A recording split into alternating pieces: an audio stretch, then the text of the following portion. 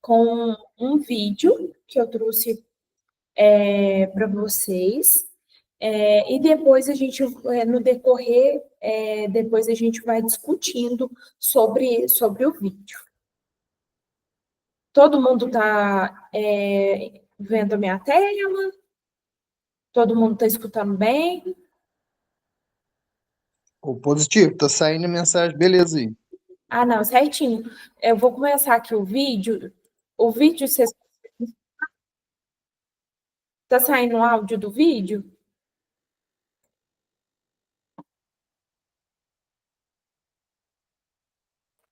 Não, áudio do vídeo, por enquanto, não.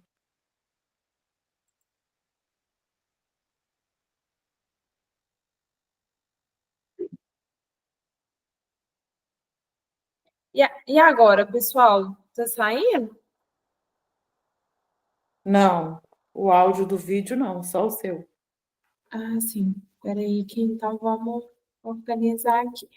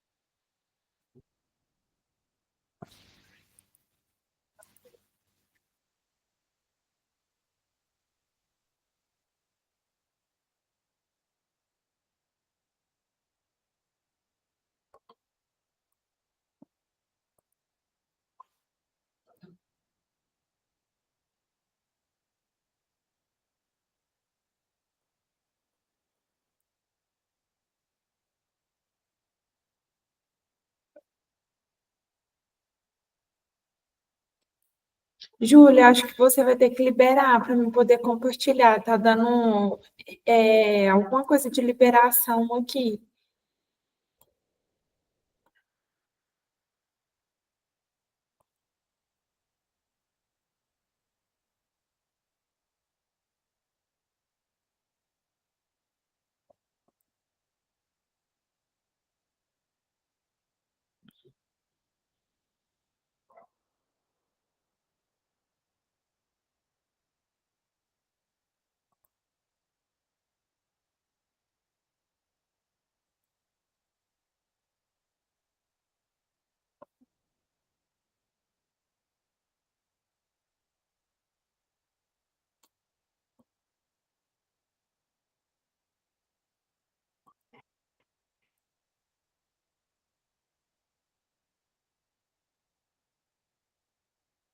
Pessoal, vocês conseguem ver minha tela? Ainda não, Liliane.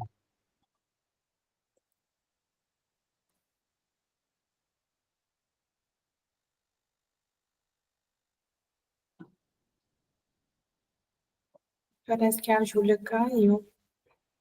Ou ela tá aí?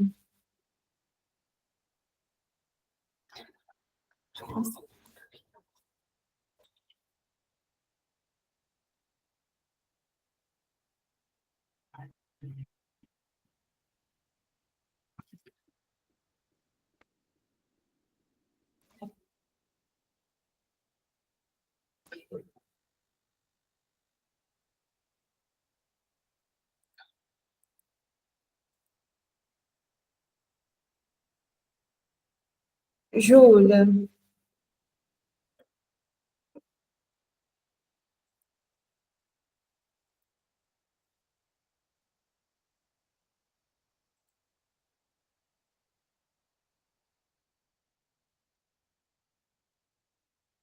agora vocês conseguem ver?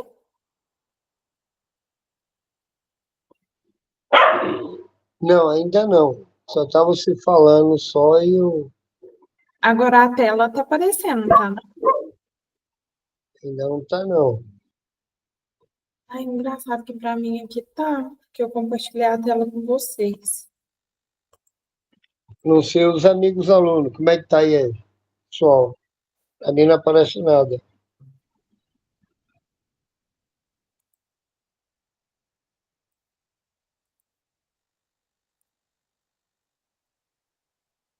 E agora?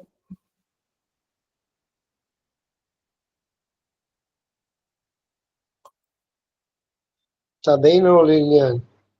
Eita. Vê os outros alunos aí. De repente eu posso sair e voltar de novo. Ah, Para mim não, ainda não apareceu, não. acho que não, ainda não está aparecendo mesmo, não, Nilson. Pra mim também não apareceu nada, não. Realmente. Júlia, vou mandar os links para ela, porque qualquer coisa ela produz vantagem.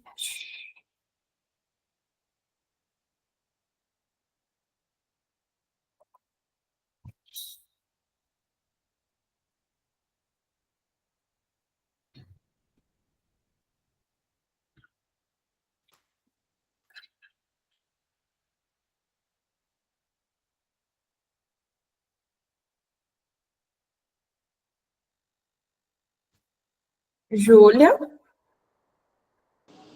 Liane, tá me ouvindo agora? sim, Tinha agora bugado aqui. sim. Eu estou tentando compartilhar a tela aqui e não está dando. Não sei se é porque você está gravando, não sei o que que aconteceu aqui. Você consegue espelhar sua tela aí para a gente? Deixa eu ver aqui, Já te Liliane. Você mando. consegue me enviar a sua apresentação? Pode ser pelo WhatsApp mesmo, Sim, já te enviei. viu? Tá. Deixa eu abrir aqui. Ou então você libera aqui para mim, porque eu acho que se liberasse aqui para mim ficaria mais fácil. Liberar? É, Tá.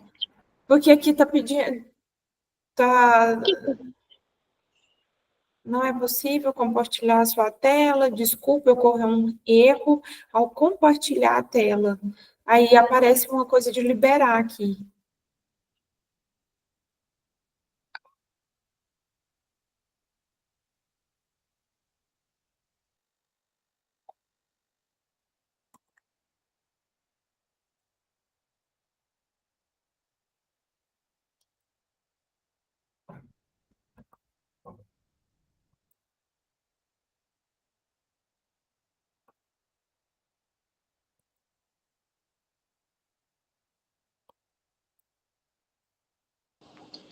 Tenta agora, Liliane, ou ainda não aparece?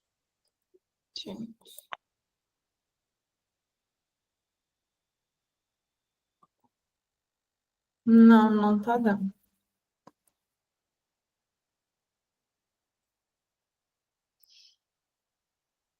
Acho que bugou alguma coisa aqui.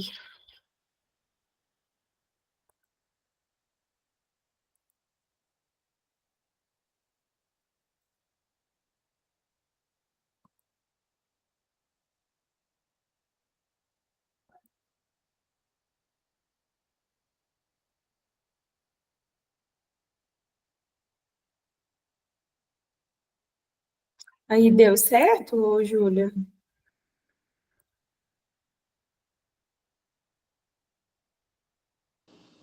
Pera aí, Liliane, deixa eu ver se eu consigo liberar aqui para você apresentar, se for um bug, né? Sim.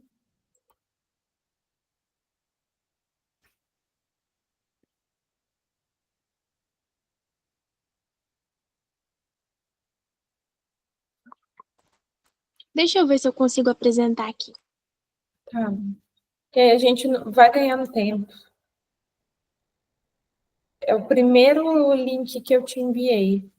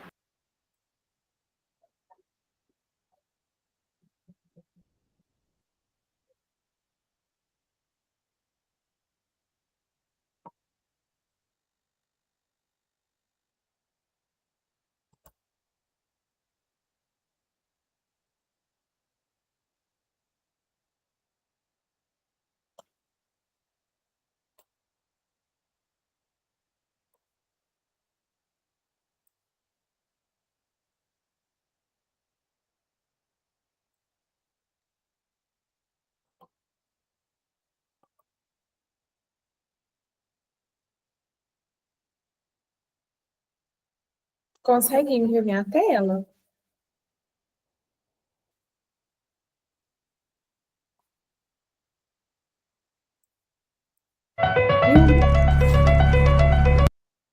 O áudio do vídeo tá saindo, pessoal?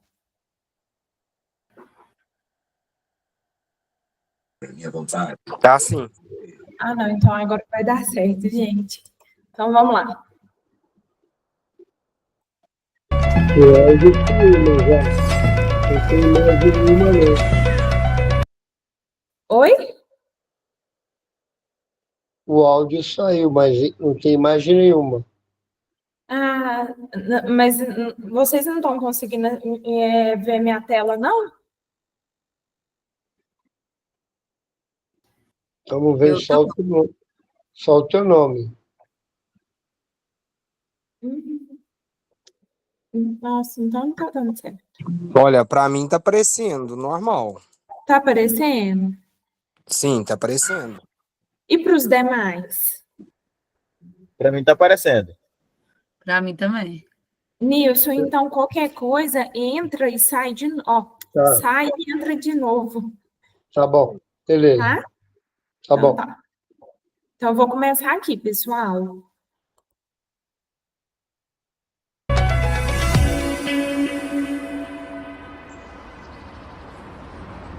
Olá, professor Thiago Martins, mais uma vez aqui na área para gravar mais um vídeo curtinho para você, o nosso último vídeo nessa playlist aqui sobre o CONAMA, que também está na playlist sobre o CISNAMA, que também está na playlist sobre a PNMA. Essa playlist sobre o CONAMA é o último vídeo, é o nosso último vídeo sobre o CONAMA dentro dessa perspectiva, explicando para você o que é o CONAMA. E nós vamos falar agora para você sobre os atos do CONAMA, tá? O CONAMA pratica alguns atos específicos, dentre eles está a resolução, a edição de resoluções, as famosas resoluções CONAMA, que, claro, de fato, é o ato mais importante praticado pelo CONAMA. Mas antes da gente começar, é claro, deixa teu like, deixa teu joinha, curte aqui o canal, te inscreve aqui no canal se você ainda não está inscrito, se você ainda não está inscrita, ativa o sininho para que você fique ciente toda vez que eu postar vídeo novo aqui no canal. E é claro, não custa nada eu te pedir, a tua ajuda financeira é muito importante. Então, ó, clica aqui no Valeu, que o YouTube, de uma forma intuitiva, vai te conduzir para que você possa fazer essa contribuição financeira para a gente, ou então você pode fazer um Pix direto para nossa conta, o Pix, a chave do Pix vai aparecer aí para você ao longo do vídeo, beleza? Então, como eu falava, um dos atos, o ato mais importante praticado pelo CONAMA é a edição de resoluções, as resoluções CONAMA. E as resoluções CONAMA são normas de natureza administrativa, de caráter secundum legem. Que é isso? Ou seja, são secundárias em relação à norma, em relação às leis formais em sentido estrito, aquelas emanadas pelo Poder Legislativo. Ou seja, uma resolução CONAMA não é lei e não tem força de lei. Muita gente fala por aí que resolução CONAMA tem força de lei. Não, não é isso, tá? O fato é que existe um entendimento na jurisprudência, um entendimento correto, que na ausência de lei formal em sentido estrito, ou seja, havendo um vácuo normativo, dependendo do caso, pode ser que uma resolução CONAMA possa ser aplicada diretamente, mesmo havendo ausência da lei. Por quê? Porque a finalidade de uma resolução CONAMA é especializar a lei. Tá, é dar contornos específicos e práticos para a aplicabilidade de uma lei ambiental, que elas são mais genéricas,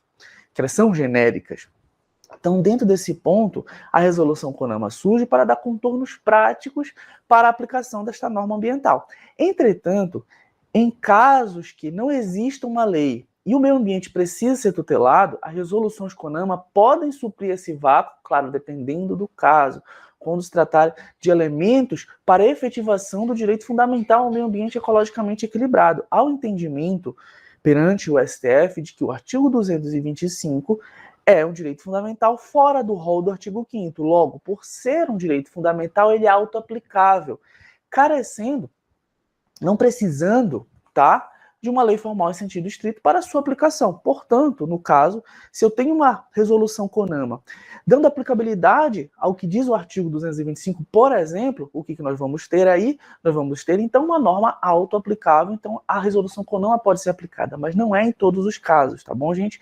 Exemplo clássico é o caso da resolução 237 de 97, que até o ano de 2011 fazia as vezes de lei que repartia as competências administrativas em âmbito do licenciamento ambiental. Ou seja, nós não tínhamos a lei que repartia as competências administrativas. Hoje nós temos, desde 2011, a Lei Complementar 140 de 2011.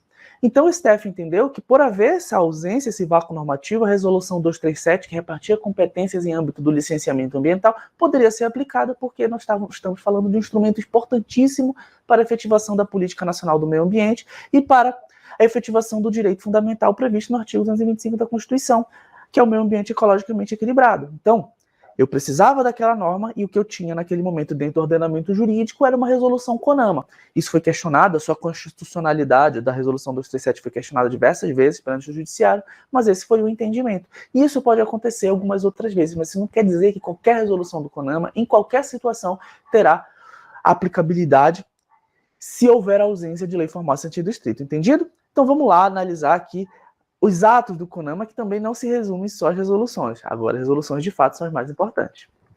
Olha só. Artigo 9º da portaria 630 de 2019 do CONAMA, que você já sabe que é o regimento interno do CONAMA, a gente já viu bastante isso aqui, tá? Então, olha só. São atos do CONAMA. A resolução, quando se tratar de deliberação vinculada a diretrizes e normas técnicas, critérios e padrões relativos à proteção ambiental e ao uso sustentável dos recursos ambientais, quando determinar, se julgar necessária a realização de estudos das alternativas das possíveis consequências ambientais de projetos públicos ou privados, requisitando a órgãos federais, estaduais e municipais, bem assim a entidades privadas, as informações indispensáveis para a apreciação dos estudos do impacto ambiental e respectivos relatórios. No caso de obras ou atividade significativa de degradação ambiental, especialmente nas áreas consideradas patrimônio nacional. C.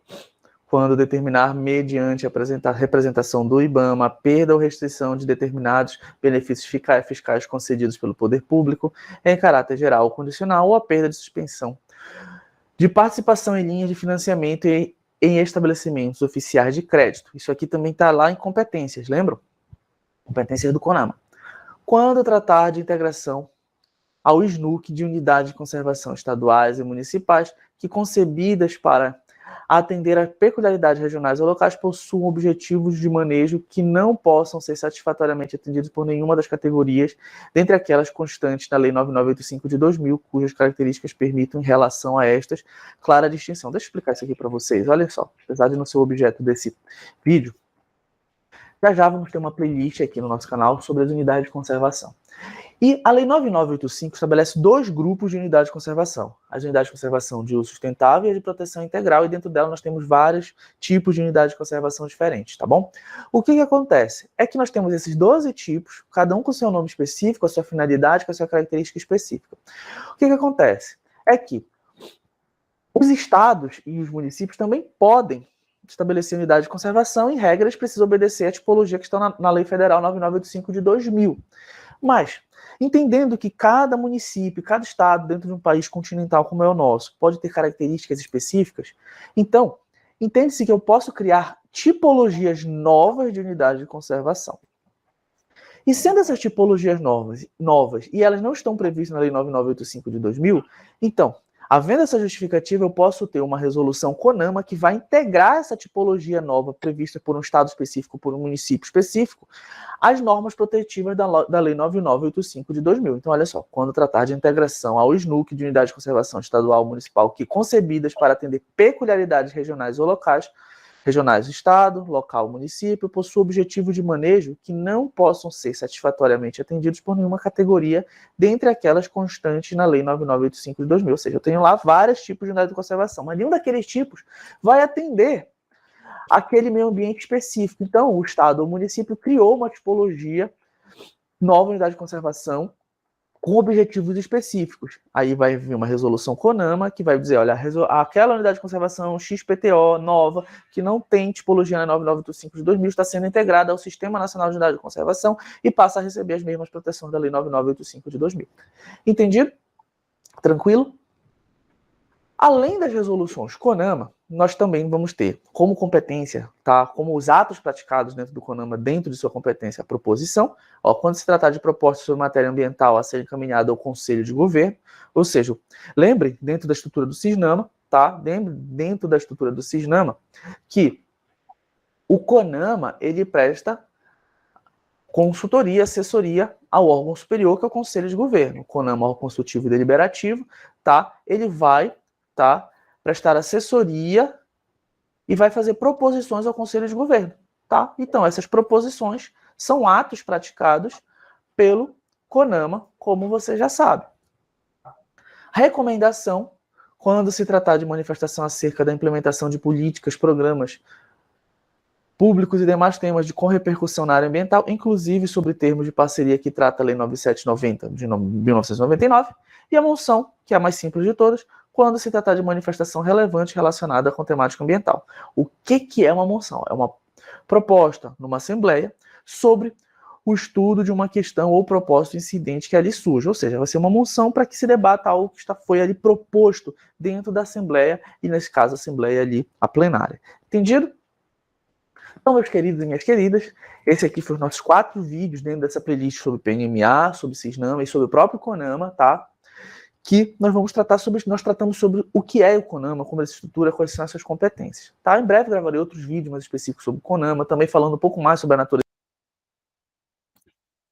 Pessoal, aqui eu não vou entrar muito a fundo no CONAMA. Eu quero muito que vocês leem a apostila, porque o CONAMA ele tem vários artigos, né? E, gente, lei muda todos os dias, né? Leis,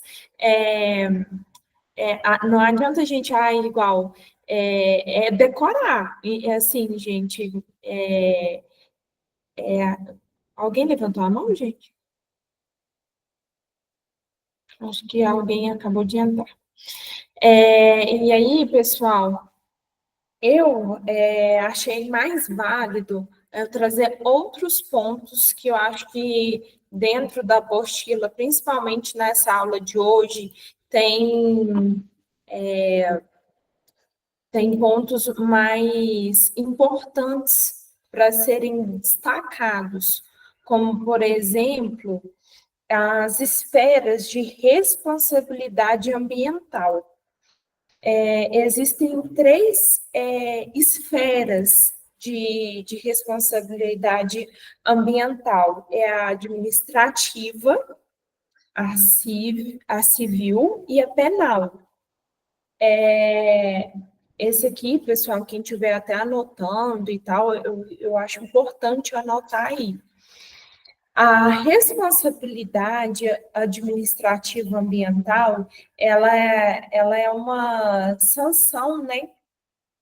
Que ela pode variar desde de uma multa mais simples, né, até a suspensão parcial ou total de uma atividade prejudicial ou a demolição de uma construção. Eu vou dar uma resumida aqui e vou passar um outro vídeo para a gente aprofundar mais nisso. A responsabilidade civil, que é uma outra esfera, ela é uma responsabilidade objetiva, né? E ela dispensa da culpa de caracterizar a obrigação de indenizar. A outra esfera é a responsabilidade penal ambiental. Ela aborda, né, de forma limitada a proteção ambiental, punindo, né, o corte ilegal de árvores e dano ao patrimônio cultural. Aqui eu vou passar um vídeo para vocês, para a gente, na verdade,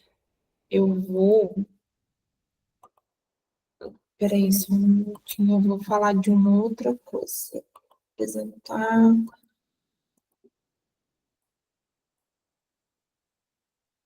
Vocês estão conseguindo ver minha tela?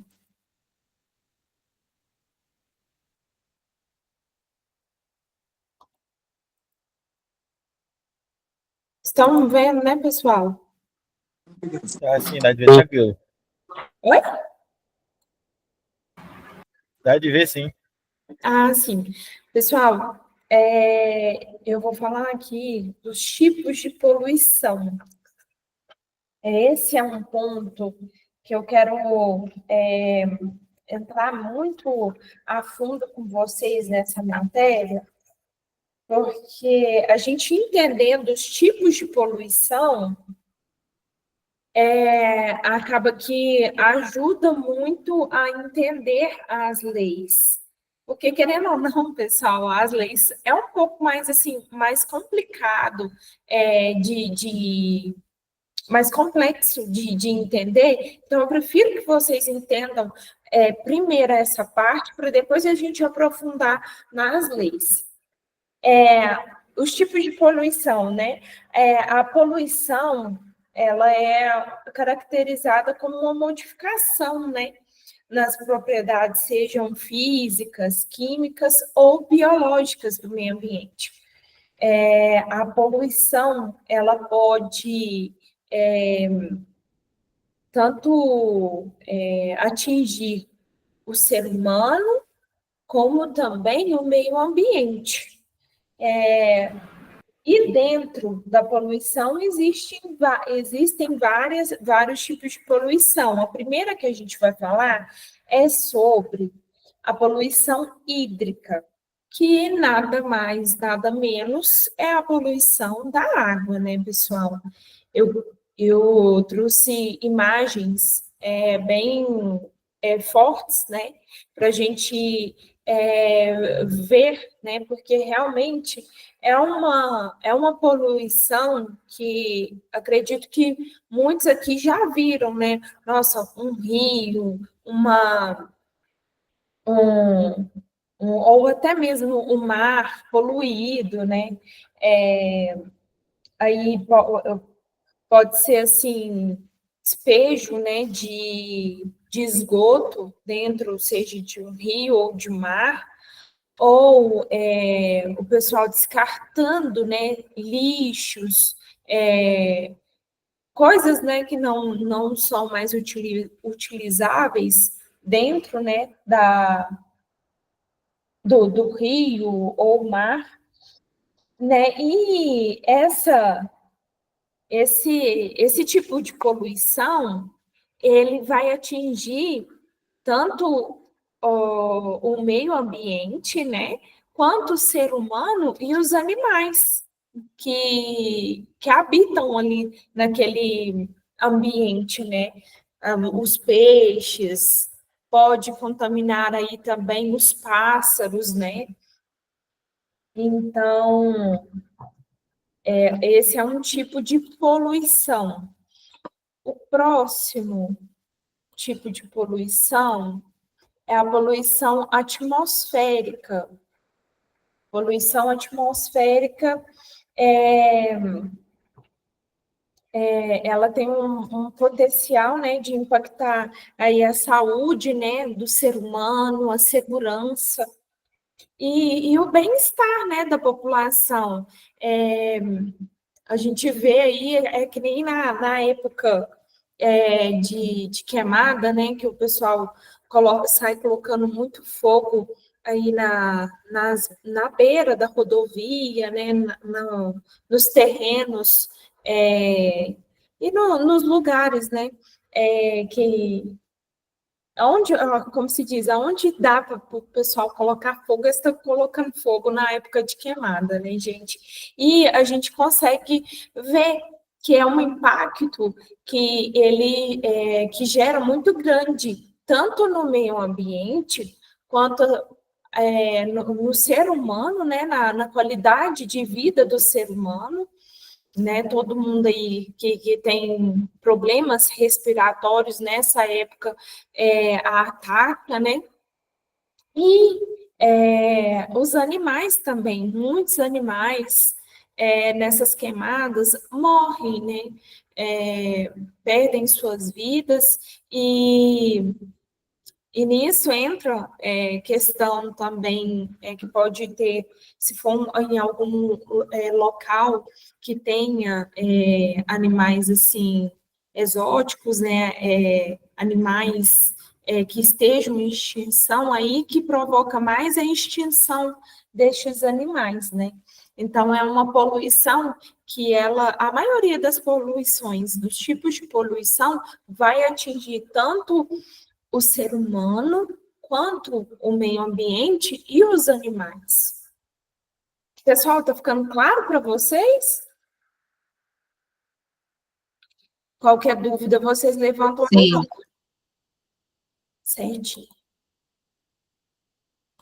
O próximo tipo de poluição, poluição por rejeitos perigosos.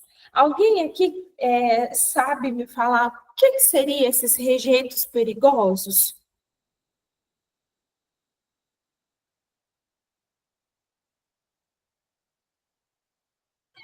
Produto químico? Sim. Excelente, Marcos. Mais o quê?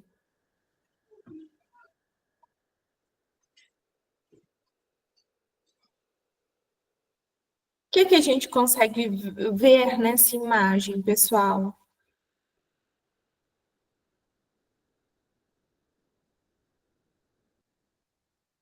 Aí a gente consegue ver produtos, né? Lâmpada, ali na imagem tem um celular, são produtos que, em contato com o meio ambiente, têm um impacto muito grande. São produtos tóxicos, né? E radioativos. Eles prejudicam tanto o meio ambiente quanto a nossa qualidade de vida, tanto do ser humano quanto dos animais.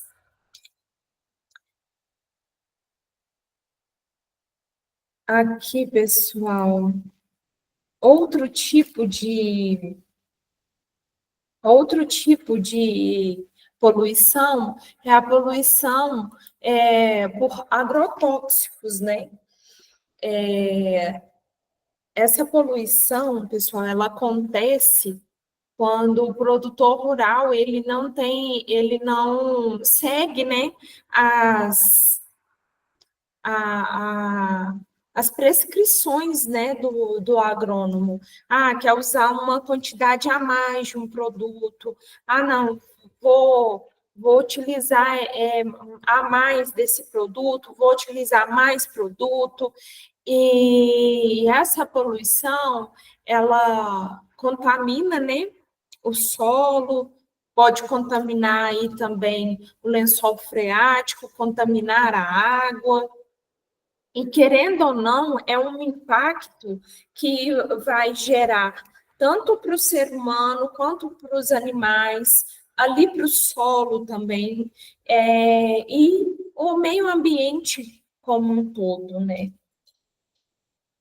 Esse próximo tipo de poluição, vocês vão achar até... Tem muita gente que eu acredito que não sabia desse tipo de poluição, que é a poluição sonora. A poluição sonora, ela pode aí ser quando um ambiente, igual cidades grandes, cidades bem desenvolvidas, Araxá, mesmo aqui em Araxá, não sei se todo mundo é daqui, mas em alguns determinados horários, a gente pode ter, sim, esse tipo de poluição sonora, que é o momento ali de pico, nossa, que é barulho de avião, de carro, som, ambulância, barulho de algum equipamento, como aí na imagem até mostra uma motosserra, né? Ou pode ser, nossa, um barulho de um caminhão. Então, querendo ou não, né? Esse é um tipo de poluição. Outro tipo de poluição, pessoal, é a poluição por resíduos sólidos. que é os resíduos, né?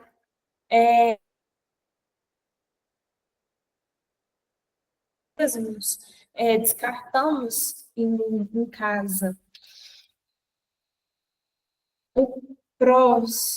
Eu vou, para complementar tudo isso que eu estou falando, pessoal, talvez eu estou falando muito rápido, vocês podem falar, olha, Liliane, calma aí. Para complementar, pessoal, essas explicações de tipos de poluição, eu vou passar um vídeo aqui para vocês, outro vídeo bem curtinho, só para a gente complemento. Só um minutinho.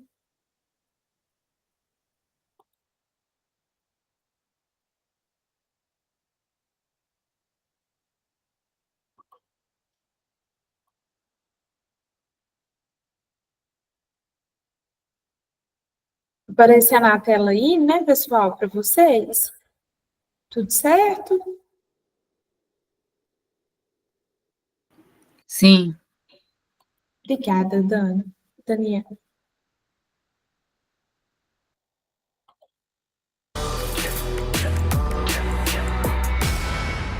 Um anúncio. Você sabia que a poluição é responsável por milhões de mortes em todo o mundo a cada ano? Além disso, existem diferentes tipos de poluição que afetam a nossa saúde, meio ambiente e economia. Se você quer entender mais sobre o que é poluição, seus tipos e impactos, fica aí que a gente vai te explicar agora. A poluição é um problema muito preocupante hoje em dia, já que pode ter graves impactos na saúde humana, nos ecossistemas e na economia. A legislação brasileira define a poluição como a presença, lançamento ou liberação de qualquer substância ou agente físico, químico ou biológico que possa causar danos à saúde humana, aos seres vivos em geral, ao meio ambiente ou aos bens materiais. Ou seja, quando alguma substância prejudicial é jogada no meio ambiente. Nesse contexto, existem diversos tipos de poluição, sendo os mais comuns poluição do ar, poluição da água e poluição do solo. Além desses, há também poluição sonora, luminosa, térmica, entre outros. Explicando melhor, nós temos que a poluição do ar ocorre quando substâncias tóxicas são liberadas na atmosfera. Isso pode acontecer por meio de atividades humanas, como queima de combustíveis fósseis, indústrias e queimadas em áreas florestais. Essa poluição pode afetar a saúde humana e dos animais, causando problemas respiratórios e outros problemas de saúde, além de contribuir para o aquecimento global. A poluição da água, por sua vez, acontece quando substâncias nocivas são descartadas em rios, lagos e oceanos. Isso pode incluir esgoto não tratado, produtos químicos e lixo plástico, que podem causar problemas de saúde nas pessoas e até mesmo matar animais aquáticos. Infelizmente, essa é uma poluição que afeta bastante o Brasil, principalmente em regiões onde não há tratamento adequado de esgoto. Já a poluição do solo é causada quando substâncias tóxicas são depositadas na terra. Isso pode acontecer por meio da utilização de pesticidas e produtos químicos em plantações, descarte inadequado de lixo e até mesmo vazamentos de substâncias tóxicas em áreas industriais. Essa poluição pode diminuir a qualidade do solo, afetando a saúde das plantas e dos animais que vivem nele. Outro tipo de poluição é a sonora, que é dada pelo excesso de ruído em um ambiente. Isso pode causar problemas de audição e estresse em quem está próximo, além de afetar a vida de animais como os pássaros. Um exemplo comum de poluição sonora é o barulho excessivo de festas e carros de som em áreas urbanas. Agora, quando há excesso de luz artificial em um local, nós temos a poluição luminosa. Esse tipo de poluição pode afetar o ritmo circadiano de animais e plantas, ou seja, o ritmo em que eles vivem. Além disso, pode interferir na observação do céu noturno, prejudicando a astronomia e afetando a vida de aves migratórias. Exemplos comuns de poluição luminosa incluem luzes excessivas em áreas urbanas e a iluminação noturna em torres de celular e prédios. Por fim, nós temos a poluição térmica, que é uma forma de poluição causada pelo aumento da temperatura do meio ambiente em decorrência de atividades humanas, como o lançamento de água quente em rios, a construção de prédios que bloqueiam a ventilação e a presença de superfícies escuras que absorvem e retêm calor, como o asfalto e o concreto. A poluição térmica pode ter impactos negativos na fauna e na flora, pois muitos seres vivos são sensíveis às mudanças de temperatura, e além disso pode afetar a qualidade da água em rios, lagos e oceanos. Se esse vídeo te ajudou de alguma forma, deixa seu like e compartilha para que ele também ajude outras pessoas. Além disso, deixe aí nos comentários sugestões de temas que vocês gostariam para os próximos vídeos. E não esquece de se inscrever no canal e ativar o sininho para que o YouTube te avise quando a gente postar um vídeo novo. Pessoal, bem interessante, né, esse vídeo para complementar a nossa aula. Ainda passou, o professor ainda passou para a gente nesse vídeo ainda outro tipo de poluição, né, que é a poluição visual, né, onde a gente, onde tem muita coisa iluminada, né, principalmente assim nas cidades, acaba causando, né, danos para a nossa visão, pode causar danos aí para os animais e plantas, como a gente viu aí no vídeo. E assim, acredito eu que em algum determinado tempo da vida vocês tiveram contato aí com algum tipo, né, de poluição, se não vê, né, alguns aí presenciam, né, no dia a dia, que eu vou compartilhar minha tela novamente.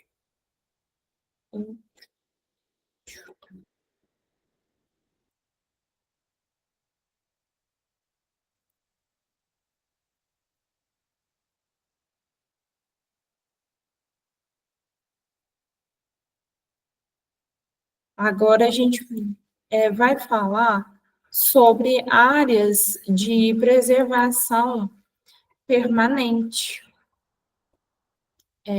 Eu vou passar um vídeo aqui, acredito eu que eu vou passar ele um pouquinho mais para frente, para a gente aproveitar em questão do tempo, que já é quase 8.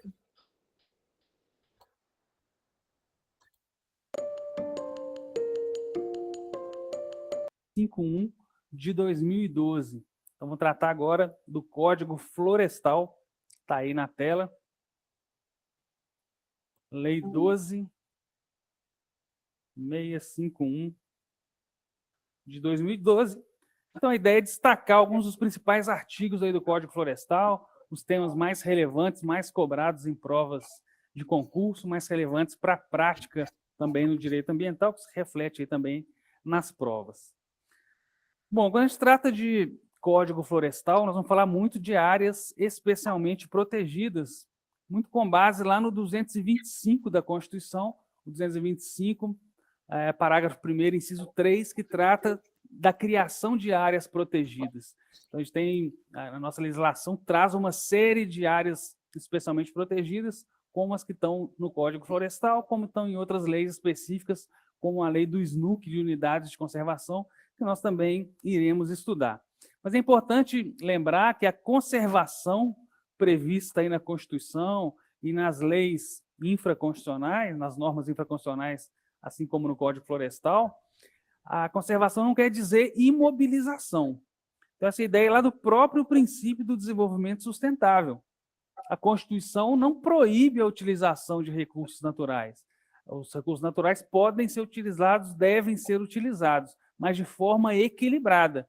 Vocês lembram que os pilares do desenvolvimento sustentável são o econômico, o ambiental e o social. A tentativa de equilibrar esses 3 pilares. Então, a utilização de recursos naturais é necessária, a Constituição prevê essa utilização. Então, quando a gente fala de Código Florestal, não se trata de uma lei que proíbe a utilização de madeira, de floresta. Pelo contrário, ela regulamenta a forma de utilização. Obviamente que há áreas mais sensíveis e que devem ser protegidas ambientalmente, nós vamos destacar na aula de hoje, mas há também a previsão da utilização, da comercialização de madeira, de como utilizar os recursos florestais. Então, o Código Florestal traz essa ideia de conservação, mas que não significa imobilização, não significa dizer que os recursos florestais não possam ser utilizados. Muito bem. Antes de entrar especificamente aí na Lei 12.651, é sempre bom relembrar as competências constitucionais em matéria ambiental, a competência material e a competência legislativa, aqui nesse tema específico que é floresta.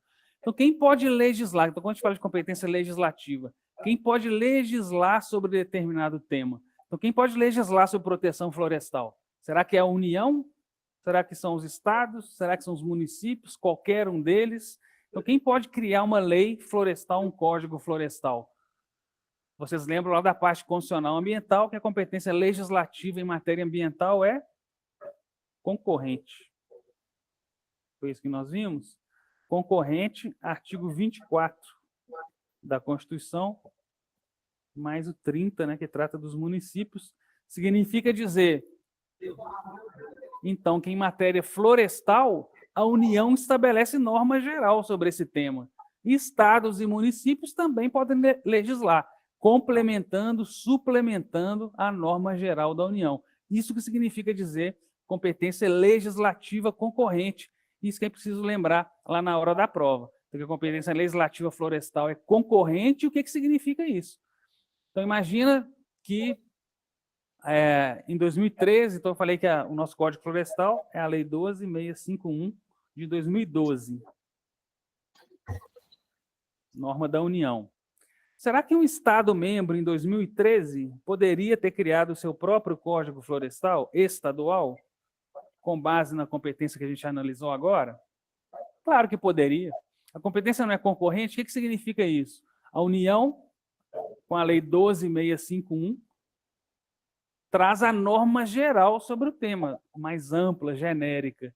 Um Estado-membro, em 2013, poderia criar seu próprio Código Florestal? Poderia. Vários estados fizeram isso. Código Florestal estadual, desde que compatível com a norma geral da União, com a Lei 12.651. Então, isso que é importante lá na hora das provas, né? Entender essa competência concorrente e o que significa. Veja como que isso pode ser cobrado em prova, pessoal. Tem uma questão de prova aqui sobre competência e Código Florestal. Uma questão para advogado da União, concurso de advogado da União. O VOF era o seguinte: compete privativamente à União legislar sobre floresta, conservação da natureza, defesa do solo e dos recursos naturais. Certo ou errado, pessoal?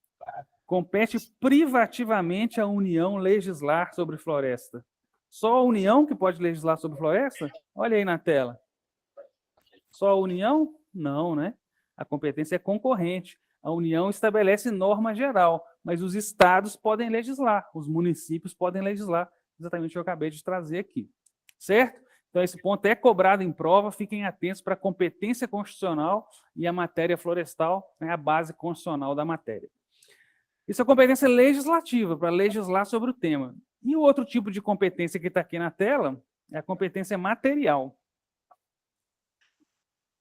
ou administrativa. Quem pode atuar administrativamente em matéria ambiental? Quem pode fiscalizar, exercer o poder de polícia em matéria florestal? Todos os entes federados. Vocês lembram no artigo 23, a competência material é comum.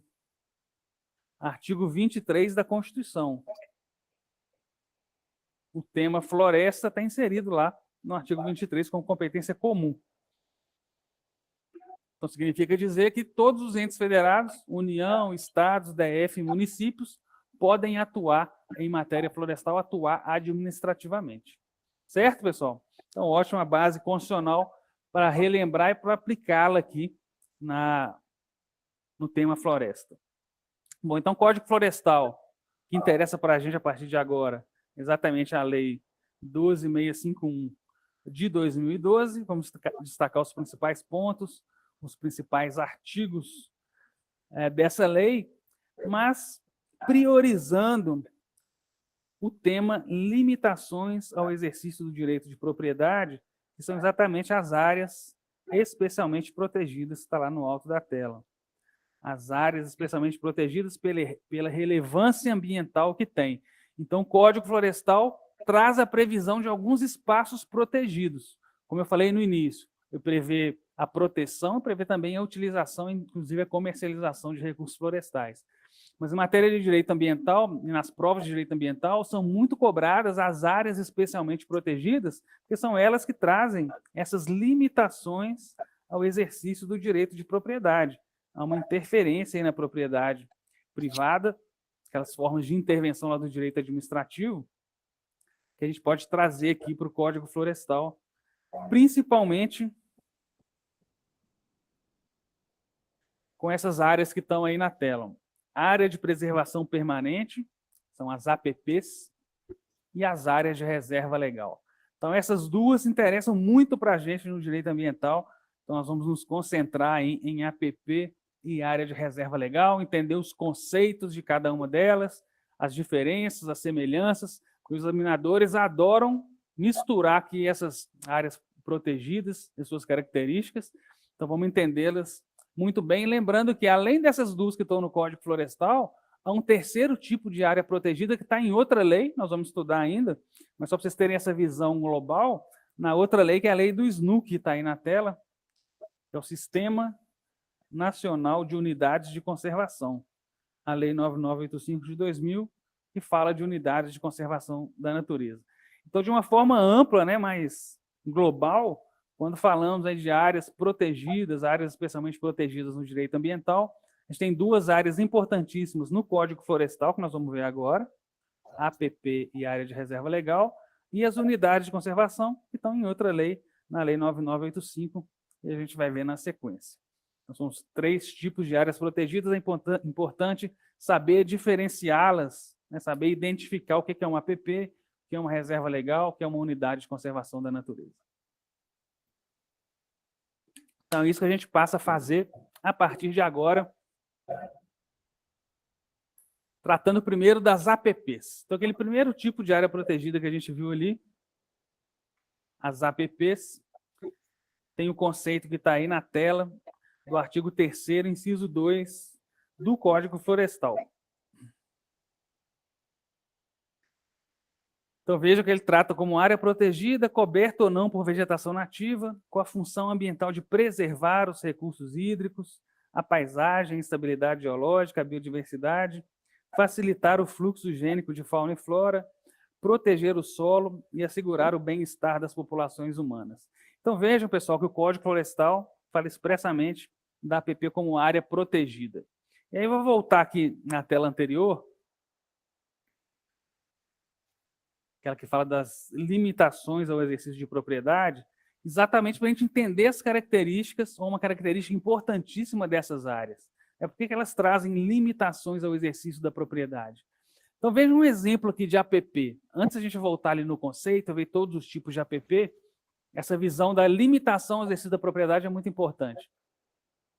O Código Florestal fala que 50 metros ao redor de uma nascente tem que ter vegetação nativa.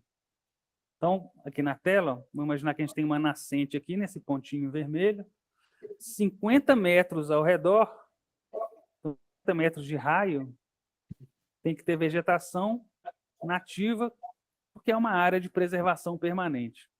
Então, vejam, se 50 metros ao redor da nascente tem que ter vegetação nativa, há uma limitação ao uso da propriedade, nesse ponto da sua propriedade. Imagina que seja dentro da propriedade particular de uma fazenda, né, de um imóvel rural. Então, tem uma nascente ali, 50 metros ao redor, tem que ter vegetação nativa daquela região. Tem uma limitação ao uso da propriedade. Vocês concordam? Porque imagina esse proprietário, ele imaginou o seguinte, já quando ele comprou a fazenda, vou imaginar aqui, vou plantar cana-de-açúcar em 100% da área dessa fazenda. Tem jeito dele fazer isso? No nosso exemplo aqui, na fazenda que tem uma nascente? Não tem jeito. Então, 50 metros ao redor da nascente tem que ter vegetação nativa, não vai poder ter cana-de-açúcar. Por que é essa proteção? Né? Com base em quê? Então, uma limitação ao exercício da propriedade em benefício da proteção ambiental. O meio ambiente é tratado lá no direito constitucional como interesse ou direito difuso de toda a coletividade. Então, quando o Código Florestal protege ao redor dessa nascente, com vegetação nativa, é para proteger a água que está ali. Aquela água vai para o lençol freático, vai abastecer a fazenda do vizinho, depois vai abastecer uma grande cidade que está ali perto. Então, vejam, a água, né, o recurso hídrico, não é propriedade daquele fazendeiro, daquele proprietário de terra. Ele tem que preservar aquela área em benefício da coletividade. É a função socioambiental da propriedade. Então, essa limitação ao exercício da propriedade com fins ambientais está baseado no princípio constitucional, né, no princípio da função socioambiental da propriedade. Então, as áreas ambientalmente protegidas normalmente têm essa característica, né? São limitações ao exercício da propriedade, mas com base também num princípio do direito ambiental, né? Com base constitucional. Muito bem. Então, esse primeiro tipo, a APP, que então está baseada nessa limitação administrativa, na função socioambiental da propriedade, vejam logo de cara que as APPs têm uma função ambiental muito importante e que aparece no conceito. É uma área protegida, coberta ou não por vegetação nativa, com a função ambiental de... E aí várias funções ambientais. Preservar recurso hídrico, estabilidade geológica, a biodiversidade. Então, nesse próprio exemplo da nascente, nesse primeiro exemplo que eu trouxe, isso já fica muito claro. Porque vocês lembram que eu falei que a nascente, ou 50 metros de raio ao redor dela, deve ter vegetação nativa para proteger a água, o recurso hídrico? É a função ambiental dessa vegetação. Então, a gente está falando de uma lei que trata de proteção de vegetação, né? Ela trata é um código florestal que a gente está tratando. Então, por que essa vegetação ao redor da nascente é protegida? Ou deve ser protegida? Para preservar a água que está ali na nascente. Se não tiver vegetação ao redor da nascente, ao assoreamento, à destruição daquela área, e compromete o próprio recurso hídrico. Então, vejam que a APP ao redor de nascente tem uma função ambiental específica. Outra a gente vai ver mais à frente, topo de morro. Topo de morro tem que ter vegetação nativa. Porque se não tiver vegetação nativa no topo de morro, tem assoreamento, tem vossoroca, né? Tem erosão e vossoroca. Então, a vegetação no topo de morro também tem uma função ambiental específica. Então, vocês vão perceber, a partir da análise dos exemplos de APP, que a gente vai ver agora na sequência, que essa vegetação tem uma finalidade, tem uma função específica. Essa é uma característica muito importante das APPs, né? A finalidade de proteção ambiental, de uma função ambiental específica. Então, aí na tela, pessoal, a gente tem dois modos de instituição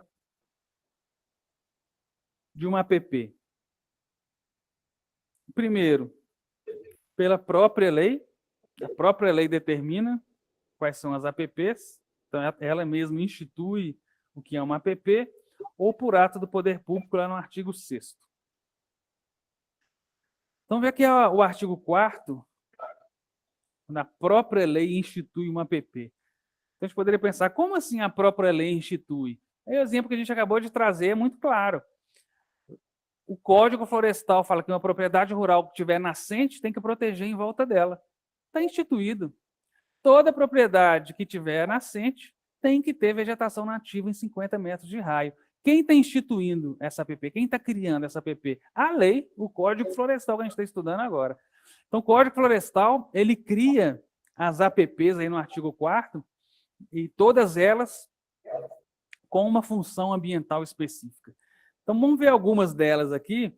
Eu resumi lá do artigo 4º, né, para não ficar muito extenso, e trouxe algumas imagens aí de APP.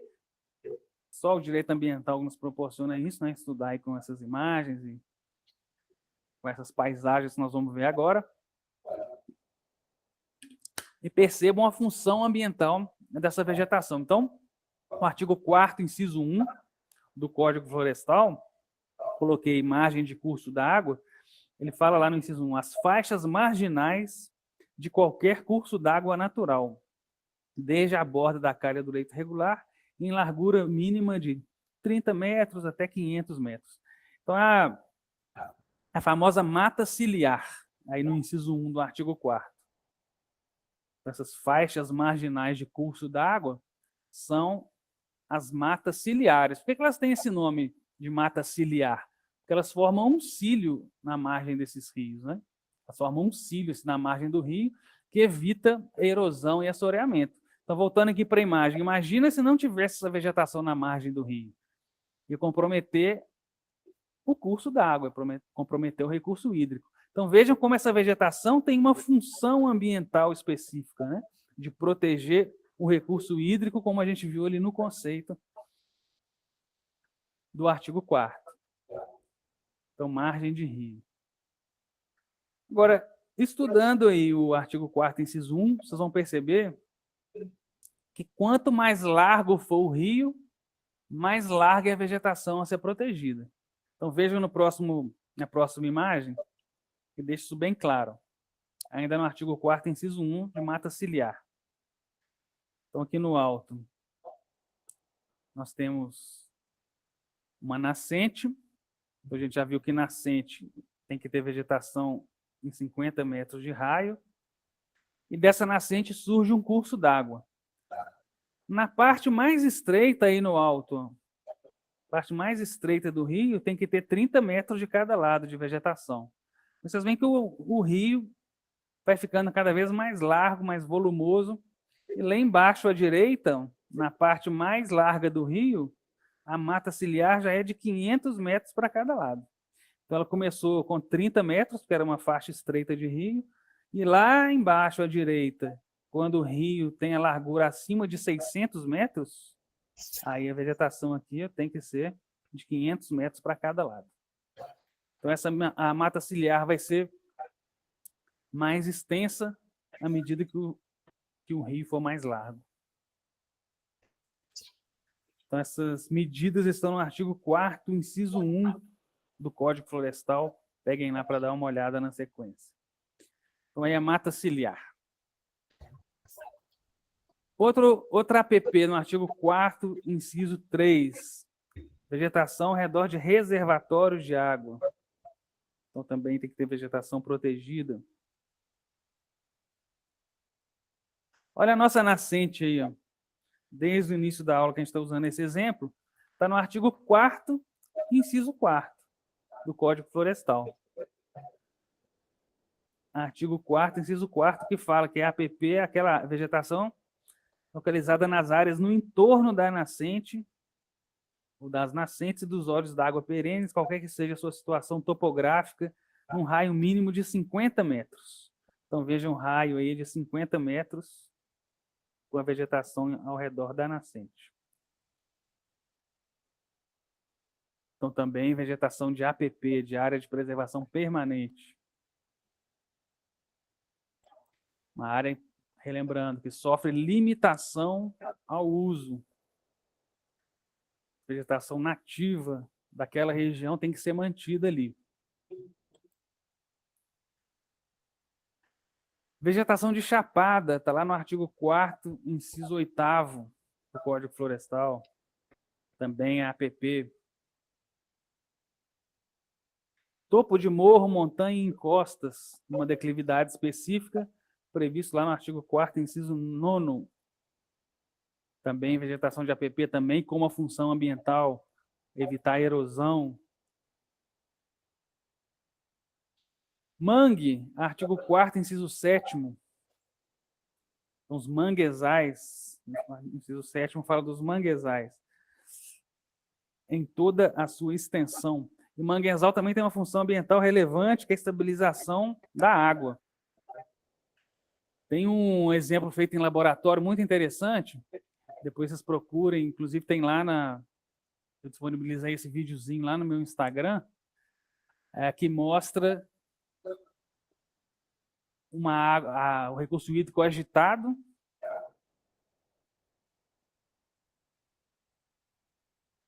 e quando ele chega no manguezal, ele fica estabilizado. Então ele chega manso ali na margem do rio. Ele fica agitado, passa pelo manguezal e chega mansinho lá na margem do rio. Então evita que a água chegue com força, né? Chegue com violência lá naquela margem. Então outra função ambiental, uma função ambiental importante aí dos manguezais. Mais uma aí na tela, vereda, artigo 4º, inciso 11. Vegetação de vereda. Então são 11 incisos aí no artigo 4º, 11 tipos de APP. Depois peguem para ler com calma esses tipos de APP. vegetação de área de preservação permanente. E aí a gente entra num ponto importante aqui das APPs, pessoal, que é a questão, ou a pergunta que está aí na tela. Será que o Código Florestal autoriza, em alguma situação, a supressão de vegetação em APP? O que vocês acham? Supressão de vegetação em APP. A gente está tratando aqui de vegetação em áreas de preservação permanente. Será que o próprio código fala que em algumas situações essa vegetação pode ser suprimida? Pode, né? Em algumas situações pode. Fiquem atentos aí para a prova. A resposta está lá no artigo 8º. Em algumas situações específicas, é lógico que não é em qualquer situação, em algumas situações específicas, o órgão ambiental competente pode autorizar a supressão de vegetação em APP. Quais seriam essas situações? Vamos ver aí na tela. A supressão de vegetação em APP deve ser uma exceção, como eu já falei. E a resposta é no artigo 8º. De acordo com o artigo 8º do Código Florestal, a supressão de vegetação em APP poderá ser autorizada pelo órgão ambiental competente somente nos casos de utilidade pública, interesse social ou em situações de baixo impacto ambiental. Então, são as 3 situações em que o artigo 8º autoriza a supressão de vegetação em APP.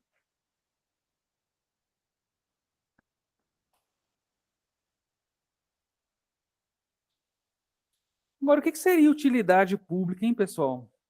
Vocês vão ver que o próprio código, lá no artigo 3º, inciso 8º, traz situações, exemplos de casos de utilidade pública. Artigo 3º, inciso 8º. Vamos lá no Código Florestal, para a gente achar juntos situações de utilidade pública. Então, o que seria permitido? Quais seriam as situações que o órgão ambiental poderia autorizar a supressão de vegetação em APP? Vou achar aqui artigo 3º.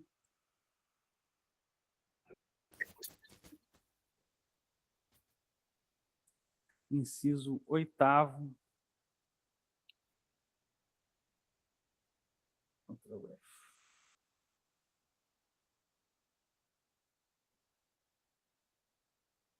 Inciso 8º, tá aí, utilidade pública.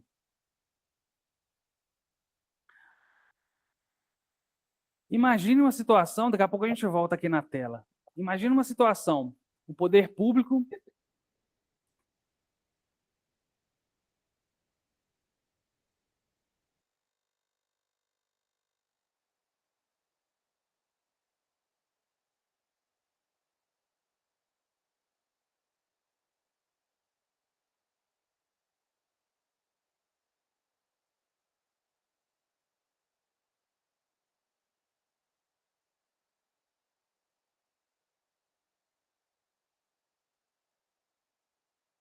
vegetação em APP. Que a gente já viu que na margem desse rio, a vegetação é de APP. Se a gente tem um rio correndo aqui, toda essa vegetação aqui, ó, de verde é de APP. Então, para construir a ponte, será necessário suprimir vegetação de APP. Será que o órgão ambiental pode autorizar a supressão nesse caso? Pode, né? Pode, porque é um caso de utilidade pública. Uma situação excepcional que o órgão ambiental pode autorizar a supressão de vegetação de APP para a construção de uma infraestrutura de transporte, por exemplo.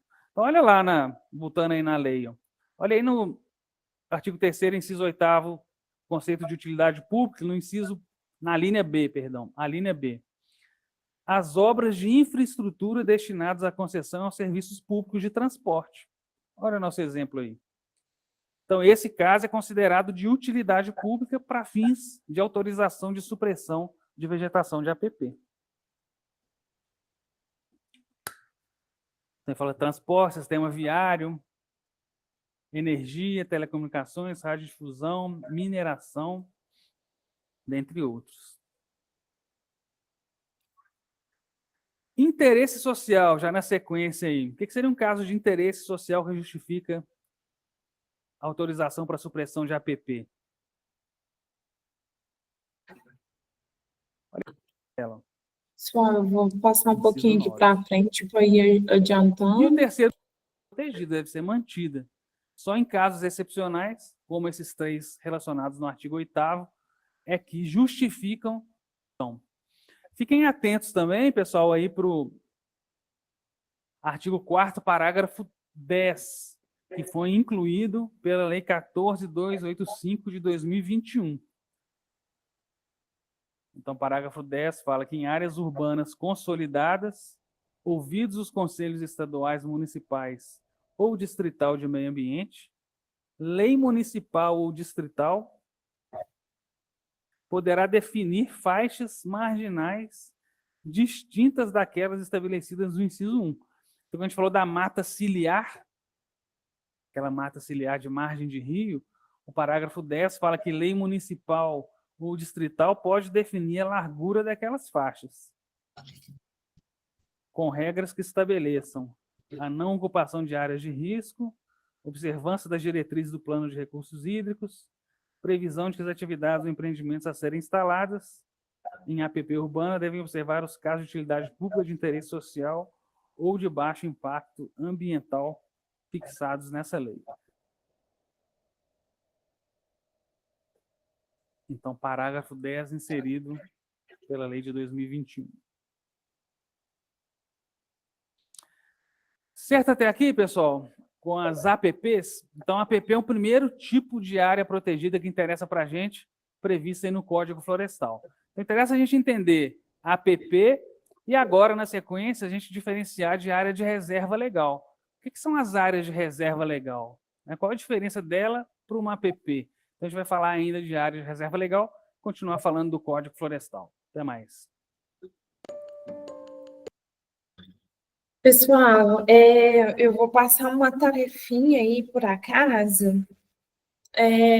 A tarefa é vocês pesquisarem o conceito de área de área de reserva legal, ó, de área de APP, que é essa que a gente acabou de ver, e a área de preservação permanente, APP, o que é?